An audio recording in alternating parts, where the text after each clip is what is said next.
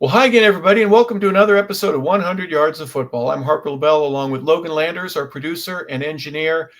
And to my right, Vincent Turner, our co-host and our founder. And before we go to Vincent's legend for this day, I wanted to make mention of the Lee Haney Games. We're going to talk about a pre-Mr. and Mrs. Olympic qualifier.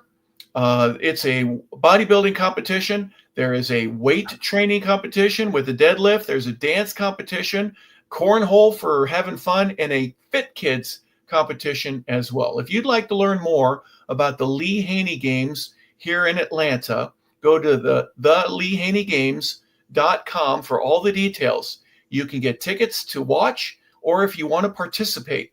For young men and women, it's a great way for you to show your athleticism in all the different areas where you might be able to shine. Lee would certainly love that. It benefits the Haney Halfway House, the charity of Lee's choice. And one of the great things about it is there is a charity golf event at the Country Club of Gwinnett, and that will be on October 30th. But the Lee Haney Games are on Saturday, October 1st. Go to LeeHaneyGames.com to learn more about it. And if you're also interested, if you're a golfer and want to participate in getting a little bit better, you want to work on your skill sets, you want to find different ways that you, without having to take lessons, can learn about club and ball speed, launch angles, spin rates, carry and total distance, club pass, face angles. All of that and more are available on the TrackMan 4 devices and the Golf VX that are available at The 9 Golf. Go to The9Golf, spell it out, .com, or visit them on the app. You can download it to your phone or your favorite device and learn more about the inaugural fall tournament that they're going to be having. That'll be on September 6th. You can sign up, and first prize will be a Wicked Weed Brewery bag and a trip to Asheville, North Carolina to visit the brewery. You also have a Callaway Elite driver, and you'll also be able to get 10-hour passes for top contenders.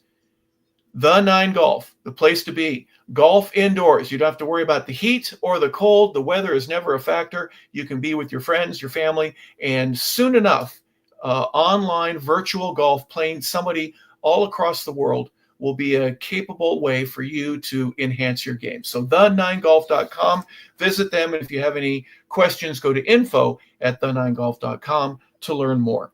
Vincent, today we're going to talk about one of the college greats, a guy that made it in the National Football League, played 6 years, injuries kind of overtook him, but what an impactful player and a national champion. And we're talking about Stephen Charles Emtman.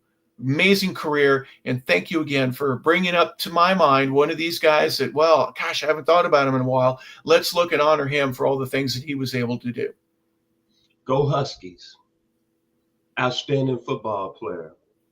Remember a couple of months ago, we had Mr. Dave Hoffman on, who was a linebacker on that national championship team in 1991 for the University of Washington. One of Mr. Emtman's best friends. And I think he mentioned how great a football player this gentleman was. Again, this is a guy that injuries really took away what he could have been in the National Football League. The number one pick in the 1992 NFL draft, and they haven't had a Hall of Fame player come out of that draft class. And Mr. Emtman would have stayed healthy, he would have definitely been a Hall of Famer. And go back to his rookie year as I give it back to you. We was talking about pre-show about him being a basketball player. Go back and watch that Miami Dolphins game, and it's him being a rookie. And that interception, he took off Dan Marino and took it 92 yards to the house. I don't have to say no more. Back to you, Mr. LaBelle. Well, an amazing career. Born on April 16th, 1970, Stephen Charles Emtman was big from birth, right? 6'4". Eventually, he ends up being about 290 pounds, but strong, size, athletic. Goes to Cheney High School in the Spokane area. Not the biggest school you're ever going to see, but a two-sport athlete at least. I'm not sure if he ran track, but there's a picture there on the right of him playing basketball. And I asked Logan a little bit earlier, how'd you like to take a charge from that guy? Are you kidding me? It's like getting hit by a bulldozer. But athletic, strong, he could run, but he wasn't heavily recruited, Vincent. Not much at all. He eventually ends up having Don James give him a call. And what happens a lot of times, if there's nobody else in the room and you're in with Don James and he says, well, how do you like it here? Like it just great, coach. Fine, let's sign. What are you going to say? No? Are you kidding? So he ends up becoming a Husky. And in 1988, he's a red shirt. I think that was a great decision for him. Just sit back, watch for a while, work on what you need to work on, go to practice, get beat up just a little bit, but get bigger, faster, get stronger, learn the Washington way. And I know a lot of players really don't want to do that, but I think it really helped Steve Emtman and it helped him take advantage of the situation rather than it take advantage of him. It didn't take a year of eligibility off. In fact, he left early, so to speak. He did his 4 years and left Washington. But that first year in 1988 when he redshirts, I think that really helped set the pace for him. Get used to going to class, not getting in any trouble, learn your way around, go to practice every day. And even though you're not going to play and there's kind of a separation from that, I think the good thing is that you gain a lot of wisdom and experience. What I'm going to think about Mr. Emtman is how he was dominant his last year at the University of Washington and that great football team they had. Well, they should have been consensus national champions. I don't understand how the University of Miami had split it with them. To me, there was a way much better football team. But I think about that 91 season when he had 20 tackles for loss, 62 tackles, how he was dominant in the Rose Bowl against Michigan, how he was dominant that year against USC. And he played on a defense that only allowed 9 points a game and only 67 yards rushing a game. And then I was thinking about last night, and I really didn't know how great that Washington football team was. One of the top 10 in my book. Billy Joe Hobart at quarterback. Mark Brunell, who couldn't even get off the bench, was about backup.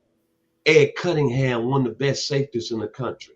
One of your friends, Mr. Lincoln Kennedy, Jay Barry, Mario Bailey. That's on the offensive side of the ball. But defense, Anthony Mason, Dave Hoffman, Walter Bailey, Dana Hall, first round pick of the 49ers, Jamie Fields, Brent Collins, Mr. Dave Hoffman, and Mr. Emtman led the way. And I go back how dominant a football player he was. Until this day, people don't want to give respect to that 91 squad. But I'm going to say it again. As we talked about a gentleman we had on today, Mr. Gabe Rivera, and Mr. Emtman, when he had the injuries he had in the National Football League, he would have been a Hall of Fame player out of the University of Washington. And he would have been a tremendous mainstay in the league. It's just so unfortunate he had so many serious injuries in his career in the National Football League with the Indianapolis Colts. But it's just like his coach Don James says. I've coached a lot of football players. Steve Emtman is the best I ever coached. And remember this about Mr. James. He coached Jack Lambert. He coached Gary Pinkel. He coached Nick Saban. Back to you, Harper. Yeah, Don had a great resume, and a lot of terrific players ended up getting to the next level or just playing at the best level you can play at, out there on the West Coast because of him. So Steve was certainly privy to take advantage of that.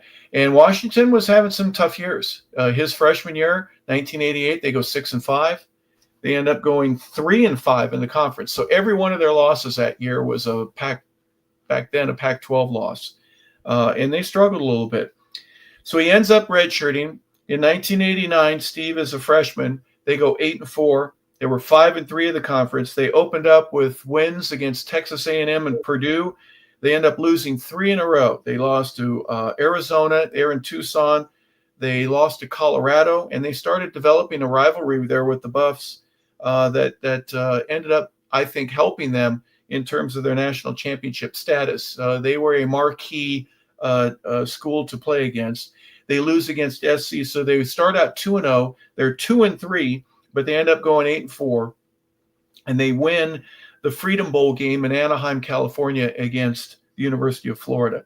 In 1990, a sophomore year, they go 10-2. This is a pretty good school. They played very well in the Pac. They go 7-1 that year. They win their first Pac-12 conference championship since 1991. So it's 9 years, Vincent, since the school has had that type of success. They go to the Rose Bowl. They beat Iowa 46-34. They're on January 1st.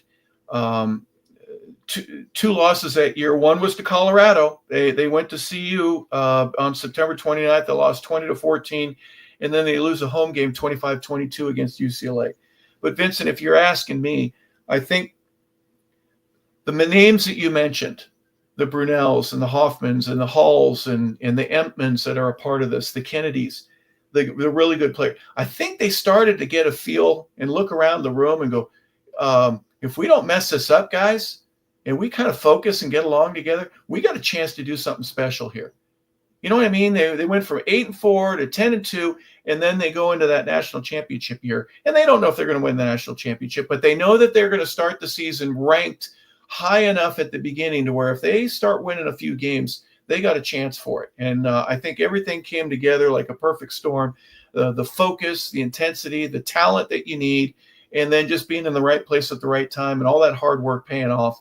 And that 91 season is something special. And University of Washington, for obvious reasons, that is a historic year for them.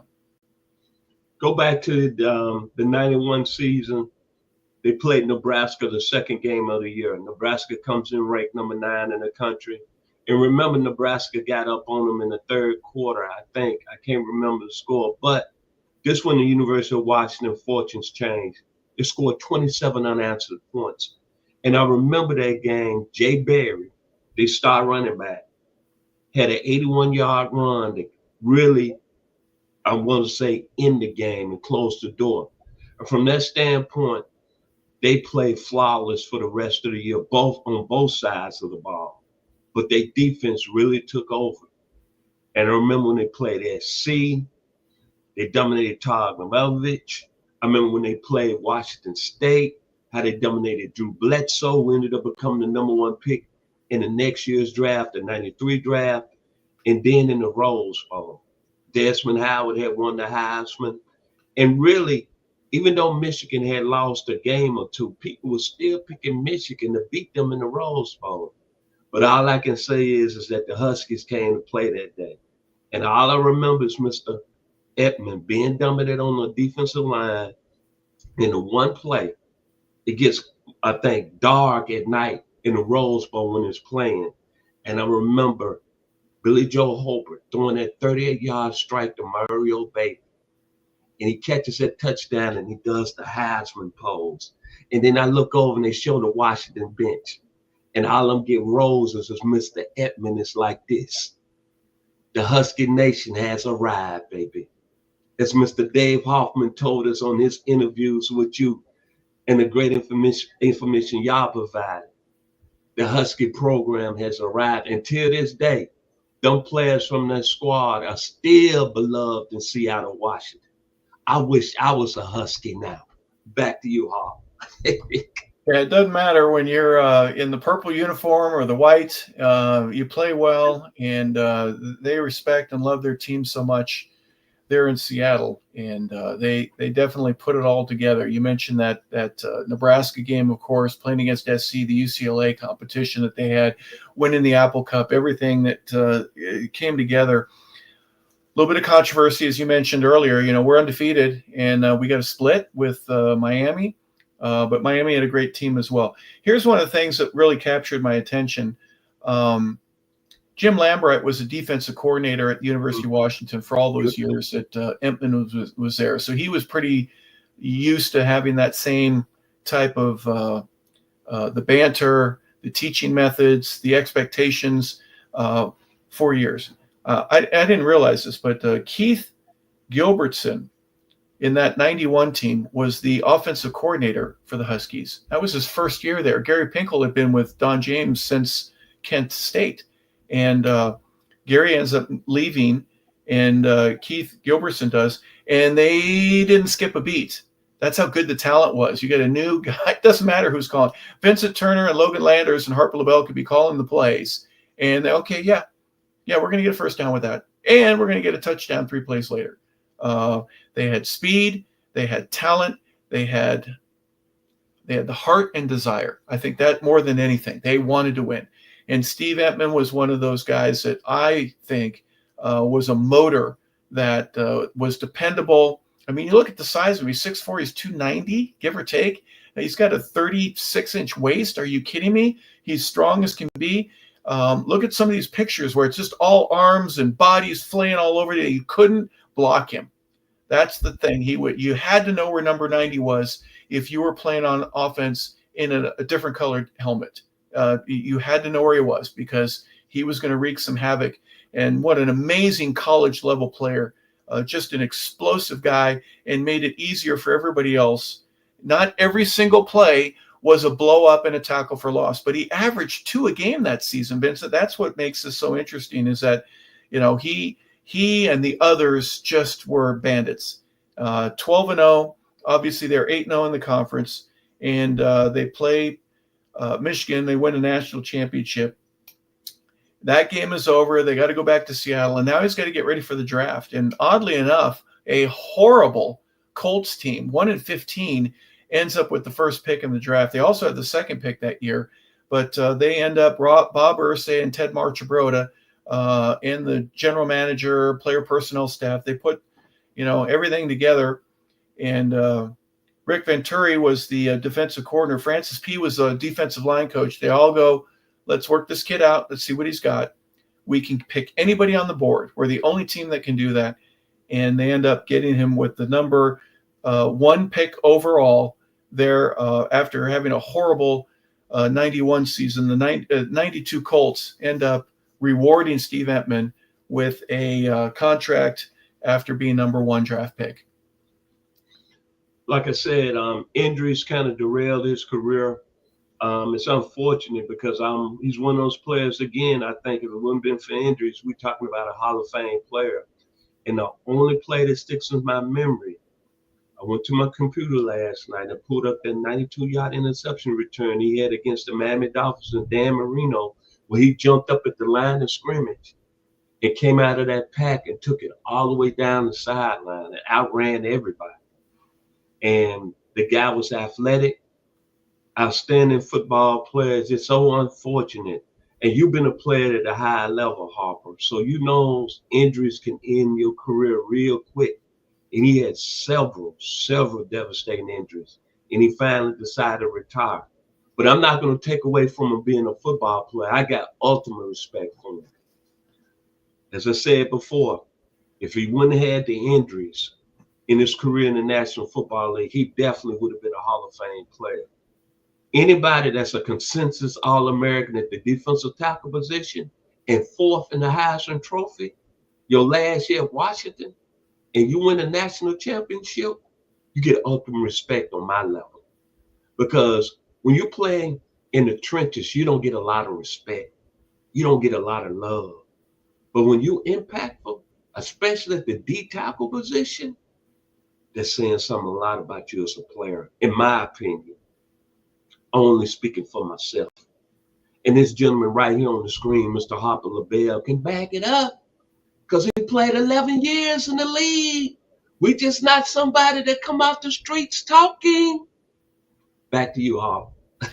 One of the things that I think about what you just said, most tackles on the defensive side of the ball, in between the guards, right? You guard, center, guard. You handle anything that takes place in that area. You're getting double teamed all the time, or you're going to get somebody who's going to push you, and then he's going to go up to the linebacker.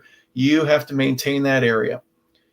Steve's speed and his ability to use his agility and get to the outside, maybe to the tackle box or even where the tight ends are, was so far above average that he was like a Lawrence Taylor, only in a different position. What I mean by that, I'm not comparing him to Lawrence in anything other than his ability to skate down the line of scrimmage and stay within a play and be relevant a little bit longer was something that was very impressive to me. as Logan shows some of the pictures, we'll notice that, his rookie year, 79 was the number that was awarded to him. You had to wait for somebody to get cut and be able to get the number that he wanted, which is number 90. But that 92 team, um, they struggled a little bit. The Colts were working on getting better. They had just traded Eric Dickerson. Jeff George was their quarterback, so they had some issues going on there in trying to get themselves right. 9 games, and then he blows out his left knee. His season's over. So a little bit more than half the season. And then he comes back in the 93 season. He plays 5 games and then has a massive right knee injury. The other knee tears his patella tendon. And in many cases, this is a career ender. But Steve works hard. He does all of the rehab necessary to try to get himself better. In the 94 season, he plays 4 games before he has a bulging disc. He and one of his teammates, it's called friendly fire when one of your own guys gets you, but hit him in the head while he's trying to make a tackle. He played throughout the rest of the game, even though he couldn't clench his fist and make one. And then after a couple of weeks after that, he realized this is not getting better, and this is agony. So neck surgery, I think it was the C5 and C6 that he had that were fused together. He ends up going to Miami in 95. And this is an interesting, after all the problems, the Colts and the Indianapolis organization it didn't work for him. They let him go. He goes to Miami and he plays a full season, all 16 games in that year. In 96, he plays in 13 of the 16 games. So good for him. He's getting better and he's working on his career. But in the 97 year, they let him go. He had a brief tryout with the 49ers, and then he ends up playing 3 games for the Washington Redskins back in those days. He played 50 games. He had 82 tackles. He had 8 sacks, 2 forced fumbles, 3 fumble recoveries. And next thing you know, his career is over after 6 years in the league. Like I said, don't judge what he did in the National Football League, because as you just mentioned, you read off a list of some serious injuries that would have ended players' career. But he was still able to show the heart and grit to come back and still want to play at a high level among some of the greatest players in the league. That's what I have respect for him. But I'm not going to take away on him being an overall football player. Anytime you finish 4th in the Heisman and you're a consensus All-American and you playing for the University of Washington out there in Seattle, because a lot of people don't want to give the University of Washington respect because they don't think that's football country. They just don't think guys out there in the Northwest can play. Anything you hear about Seattle, it rains all the time. And maybe if you're a music fan, you hear about Alice in Chains and Jerry Cantrell. But other than that, nobody's respecting what was coming out of Seattle. Well, you know what? That 1991 team, the University of Washington Huskies, brought respect back with this gentleman right here, Steve Emtman, leading the way at the nose tackle position. Outstanding football player, much respect to him, and much respect to the program, the University of Washington. Back to you, Hawk. Well, yeah, we want to pay dues to what Steve was able to do from a collegiate standpoint. Just listen to this year that this man had. In 1991, they win the national championship. The University of Washington Huskies football team does. He was an Outland Trophy winner, a Lombardi Trophy winner. He was the UPI Lineman of the Year, and he was a unanimous All-American. He was a second-team All-American the year before in 1990. He wins the Bill Willis Award. 2 times he was the Morris Trophy winner, and he was the back then Pac-10, Defensive Player of the Year back in 90 and 91. All of those things, just amazing. And he was a first-team All-Pac-10 in 90 and 91 as well. So fantastic year. He's a national champion. He's in the College Football Hall of Fame. He ends up playing 6 years with 4 different teams in the National Football League. He had a fantastic career, and we want to pay tribute to Steve Emtman. He is 55 years old. He's a real estate developer right now, has a company that is in Spokane Valley, he's in the Washington area.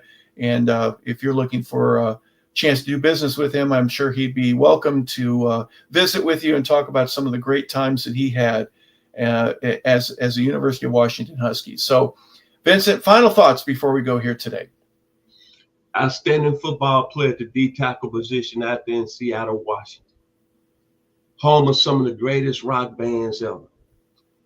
I love it. Alice in Chains. What's the gentleman? Mr. Chris Cornell, who went to glory. Uh, just a super guy, super football player, and just honored today that we honored him in the University of Washington in his career. Man, we had some great people on today. It's been a blessing here on 100 Yards of Football from Texas Tech to the University of Washington. And you know what? Both of them played in the line of scrimmage where the defensive linemen don't get a lot of respect. That's what I love about this show. We're going to give everybody flowers and respect on any level. Back to you, Mr. Harper LaBelle. Well, let's not forget the great Jimi Hendrix and Nirvana and all the grunge movement that were a part of rock and roll back in the Seattle. And also, and excuse me, the great Quincy Jones. Yeah. I'm sorry. Absolutely. Yes, sir. Yeah, we'll throw a little music in at you along with our football thing, but we appreciate everybody being a part of today's show. Logan Landers has been our producer and engineer, and Vincent Turner, as you just heard, he is our co-host and founder here at 100 Yards of Football. We appreciate everybody tuning in to the Legend Show, where we get to talk about some of the old guys and what they did and the influence that they had on either the high school, college, or professional level. Today it was Stephen Charles Emtman. He is 55 years old. He is one of the Washington Huskies legends. He is a part of their Ring of Honor and certainly a Hall of Famer as a Husky. So we appreciate you being a part of the show. Have a fantastic rest of your day. Excuse me.